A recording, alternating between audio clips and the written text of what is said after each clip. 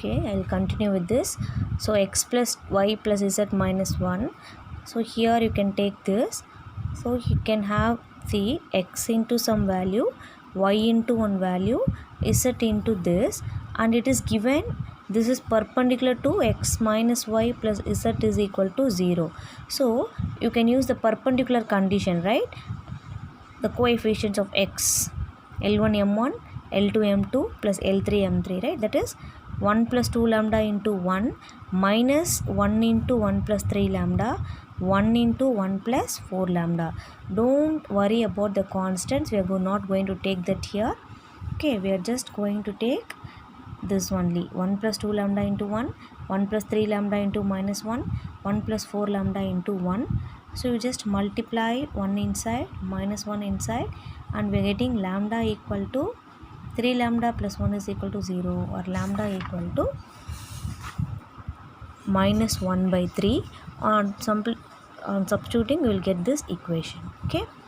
Now the next one is angle between two planes. General thing, cos theta is equal to n1 dot n2 by magnitude of n1, magnitude of n2. Here it is given, find the angle between the planes whose vector equations are, whether it is vector equation or Cartesian equation, we are going to take this, right? That is, this is n1 and this is n2, and the formula is n1 dot n2 by magnitude of n1, n2. n1 dot n2, here also n1 dot n2. You all know how to find the dot product. 2 into 3 6, minus 6, minus 15. Then you can find magnitude of n1, that is 2 square 2 square 3 square 3 square 3 square and 5 square. So I am getting cos theta is equal to minus 15 by root 731. Theta is equal to cos inverse 15 by 731. So the angle formula is same for lines and planes. Okay, and you have some few sums I have given you as homework. You can see this.